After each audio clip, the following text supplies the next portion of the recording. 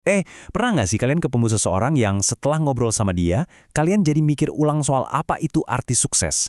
Nah, kali ini kita bakal bedah sebuah cerita pendek yang sederhana banget, tapi dampaknya, wah, dalam. Mungkin bisa mengubah cara pandang kita semua. Oke, aku mau mulai dengan satu pertanyaan nih buat kalian. Apa sih tolok ukur sukses buat kalian? Apa harus punya jabatan tinggi? Atau mungkin uang yang banyak? Atau ya, jangan-jangan ada hal lain? Coba, simpan dulu jawabannya, karena pertanyaan ini nih yang jadi jantung dari cerita kita hari ini. Oke, kita langsung masuk aja ya ke ceritanya. Jadi kisah ini tuh berawal di dalam sebuah pesawat. Bayangin, ada seorang pemuda, kelihatannya pinter, terpelajar, duduk bersebelahan sama seorang ibu-ibu yang penampilannya sederhana banget. Ya, biasalah, mereka ngobrol-ngobrol ringan gitu buat ngisi waktu. Awalnya tuh si pemuda ini nanya basa-basi, ibu mau kemana? Si ibu ngejawab, katanya mau ke Jakarta dulu, terus lanjut ke Singapura, mau nengokin anaknya yang nomor 2. Wah, ini kan langsung bikin si pemuda jadi penasaran dong. Singapura loh. Nah, karena udah penasaran dan kayaknya terkesan gitu ya, si pemuda ini nanya lagi soal anak-anaknya yang lain. Dan disinilah ceritanya mulai seru. Si ibu dengan bangganya mulai deh nyeritain pencapaian anak-anaknya satu persatu. Dan coba deh bayangin, pas si ibu cerita, daftar pencapaiannya tuh gila, keren banget. Anaknya ada yang kerja di Singapura, ada yang jadi dokter, manajer perkebunan, arsitek, kepala cabang bank, sampai dosen. Dengar kayak gini, si pemuda, dan mungkin kita juga ya yang dengar, pasti langsung mikir, wow, hebat banget ibu ini. Nah, setelah dengar daftar yang luar biasa tadi, ada satu yang belum disebutkan. Anak pertama. Ya otomatis si pemuda jadi makin penasaran. Kalau adik-adiknya sesukses itu, kira-kira anak pertamanya kerja apa ya? Jawaban si ibu ternyata simple banget dan singkat. Katanya, anak pertamanya itu seorang petani. Tiba-tiba suasananya tuh jadi beda gitu loh. Ada kontras yang tajam banget antara profesi petani dengan daftar pekerjaan mentereng yang barusan kita dengar.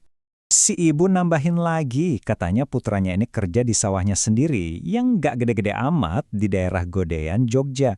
Ini makin ngegambarin betapa sederhananya kehidupan si anak sulung, beda banget sama adik-adiknya. Si pemuda di dalam hatinya langsung kayak, wah kok bisa? Dia langsung berasumsi. Dia bahkan sampai beraniin diri nanya dengan nada yang menyeratkan kalau si ibu pasti sedikit kecewa. Gimana enggak? Anak sulungnya cuma petani, sementara yang lain udah jadi orang. Jadi si pemuda ini nanya langsung, Bu, maaf nih, apa ibu agak kecewa sama anak pertama ibu? Nah, disinilah, boom, kita sampai di puncak ceritanya. Momen di mana semua asumsi kita bakal dijungkir balikan. Ibunya nggak langsung jawab. Beliau diam sejenak, tarik napas panjang, seolah-olah ngumpulin semua rasa bangga di dalam dadanya sebelum ngasih jawaban yang bakal mengubah sudut pandang si pemuda ini selamanya. Dan inilah jawabannya. Sebuah kalimat yang benar-benar nonjok, bukan kecewa, tapi justru bangga luar biasa. Ternyata di balik kesederhanaannya, si petani inilah fondasi dari kesuksesan semua adiknya. Dia adalah pahlawan yang tak terlihat di balik layar. Jawaban itu benar-benar ngubah segalanya kan? Kisah ini tuh ngingetin kita banget betapa bahayanya kalau kita terlalu cepat ngambil kesimpulan. Kita sering banget kejebak sama penampilan luar, padahal kita nggak tahu cerita lengkap di baliknya.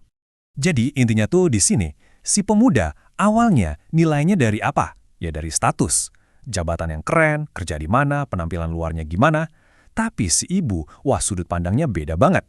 Beliau ngelihat dari kontribusi. Apa yang udah dilakukan, pengorbanannya, dan dampak nyata yang dia kasih buat hidup orang lain. Inilah pesan utama yang bisa kita pegang erat-erat.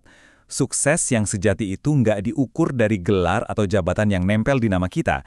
Sukses sejati itu diukur dari perbuatan kita, dari apa yang udah kita kasih buat orang di sekitar kita. Nah, sebagai penutup, coba deh kita renungin bareng-bareng. Dalam hidup kita, cerita siapa ya yang mungkin kita hakimi terlalu cepat? Siapa petani di sekitar kita yang pengorbanan dan kontribusinya mungkin nggak kelihatan, tapi dampaknya buat orang lain begitu luar biasa? Coba kita pikirin lagi.